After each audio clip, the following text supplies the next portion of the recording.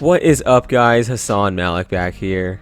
And now that the Master Builder series Mos Eisley Cantina has been officially revealed and out for a little while, I thought it would be a great time to take a look at the best Master Builder series sets that LEGO has put out there and rank them.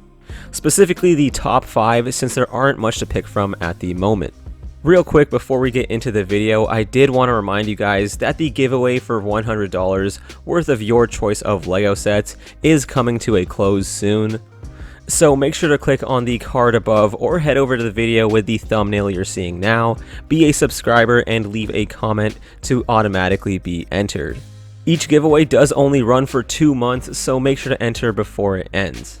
Also, make sure to leave your comment on that video, not this one. Okay, back to the video. So for those that don't know, the Master Builder series line is a line of LEGO Star Wars sets that is very similar to the Ultimate Collector series line, except instead of these sets being high-end display pieces, they are large playsets that are still super expensive. The line was introduced after community backlash to the Assault on Hoth set, which was included as a UCS set without living up to the standard that fans had come to expect for it. I'll probably be referring to the Master Builder series as the MBS line throughout the video though, since that's just easier to say. Now, as I'm sure a lot of you know, LEGO officially only has 2 sets in their Master Builder series line, those being the Mos Eisley Cantina and Betrayal at Cloud City. But there are a bunch of LEGO sets that came out prior to the MBS line that I think would be included in it if it had existed at the time. So yes, I know most of the sets on this list aren't technically MBS sets, but I still kind of consider them part of it. Anyways, enough about that, let's get right into it. At our number 5 spot, we have Assault on Hoth from 2016. It's very fitting that we're starting with this one since it's pretty much the set that pioneered the entire MBS line. Now, this set is still regarded as one of the more disappointing Star Wars sets by the community, but that is mainly due to the fact that it was included as part of the Ultimate Collector series, even though this is the furthest thing from a UCS set. But when you take away that UCS label, this set really doesn't seem as bad. Now remember, MBS sets are designed to be playsets, and this set really does work as one. There are loads of different builds here which allow you to set up all kinds of different scenarios and moments. And the minifigure selection is very nice. I'm glad they included multiples of the generic troopers as well. Now, this disconnected design choice is actually one of the things that hold back this set from being really good in my opinion. I really think having this set be one larger connected build would have really benefited it. Especially since some of the builds here are just miniatures that don't really do much. Like the shield generator for example, I don't feel like that build really brings anything special to the set and would have much rather liked to see LEGO use those pieces to make the Rebel base feel more connected. Also, another thing that I always found weird was that this set doesn't really include many Imperials or Imperial builds. I definitely wasn't expecting an AT-AT or anything, but a few extra snowtroopers, officers, speeders, or turrets would be great. Because the way this set is normally, it looks far more like a small skirmish at Hoth rather than an assault on Hoth. Regardless, I don't think this set is as bad as a lot of people make it sound, but was definitely a little disappointing. Next up, we have Betrayal at Cloud City from 2018, which is one of our only actual MBS sets. This one is a little different than the last, since instead of being a set that the community disliked that I don't think was too bad, this set is one that the community seems to generally agree is really good, but is one that I personally have always been disappointed with. Now, I generally think this is a fantastic set.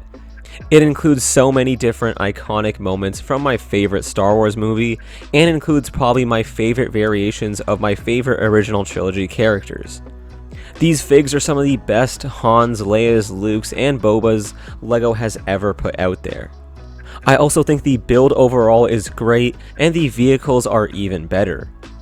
I love that this Slave 1 is able to fit to this set's scale, while also looking absolutely amazing at this size.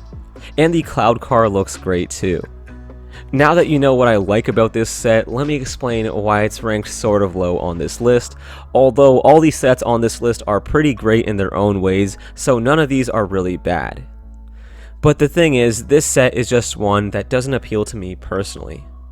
The main reason I purchase LEGO sets is to display them, so a set like this that is built so round and is kind of difficult to display won't really appeal to someone like me.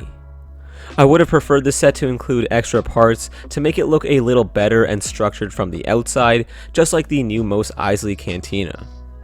Although that would also mean that this set would include far less scenes from the movie. Even though this set doesn't appeal to me personally all that much, I still see why people view this as a great set. Okay, on to number 3 with the Ewoks Village from 2013. This set technically isn't a MBS set as it did come out far before the line was introduced, but this is a playset with 17 minifigures and retailed for $250, so I think it fits right in with the MBS line. This is honestly one of my favorite Star Wars sets ever made, regardless of whether it succeeds as a MBS set or not. The main structure with the trees is fantastic, and I'm glad that they actually built up the tree trunks so that the set is elevated and expresses the vertical aesthetic from the films. I'm also glad they included smaller builds around the set, including a speeder for the Imps and a small catapult for the Ewoks. I would have liked to see more Imperial vehicles, like maybe a small AT-ST build, especially at this price point, but this set is making more of an attempt to portray the Ewoks Village rather than the Battle of Endor that takes place here. Now, the reason I put this set pretty high on this list is due to the uniqueness of its overall look. LEGO Star Wars sets are typically vehicles, but the ones that are playsets are typically designed off of environments that we see in the films. And since there aren't that many scenes in Star Wars that include a lot of vegetation, LEGO doesn't really make too many Star Wars sets that have more of this natural look. But Endor is definitely one of the unique Star Wars locations, which makes this set stand out from the rest of the crowd. There truly aren't that many LEGO Star Wars sets that look anything like this. At number 2, we have the Mos Eisley Cantina from 2020.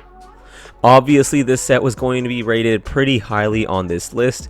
It's one of the better sets LEGO has made in recent years. I have very recently put out a video discussing why this set is as good as it is, so I'll try to keep things relatively brief. First of all, I do want to say that the minifigure selection isn't too strong in this one. It isn't bad by any means, but it really does lack in exclusivity when it comes to the named characters included in the set, like Luke, Obi-Wan, Han, Chewie, and Greedo. The rest of the minifigures look absolutely amazing though. I think these are some of the best Star Wars aliens LEGO has ever made. But the real important thing here is the actual build. This set resembles the Mos Eisley Cantina pretty much perfectly in LEGO. It works very well as a display piece, but also functions as a playset very nicely as well. And that is what makes this set so great to me. Like I said earlier, the main reason I purchase LEGO sets is to display them, so a set like this feels perfect for me. I also love the amount of extra builds that are included here too. The side structures and speeders look fantastic, and the dewback is such an awesome mold. This is the set that has really changed my view of the Master Builder series, and I can't wait to see the next MBS set LEGO puts out there. Now, before we get into our number 1 pick, I did want to take a look at our honorable mentions, particularly one set, the Battle of Endor from 2009. I know that this set is a little small to be considered a MBS set, which is why it's not on the list, but it does also include 12 minifigures and follows the same playset design, so I thought it was at least worth a mention. I honestly think the Ewoks Village could have used a lot of elements from this set. I think if LEGO made a set that was a combination of these two sets mashed together, it would be amazing. Alright, now that we have the one honorable mention out of the way, let's jump into our top spot. So at number 1 we have the Death Star from 2008 and then re-released in 2016. This set was so awesome, LEGO had to make it twice.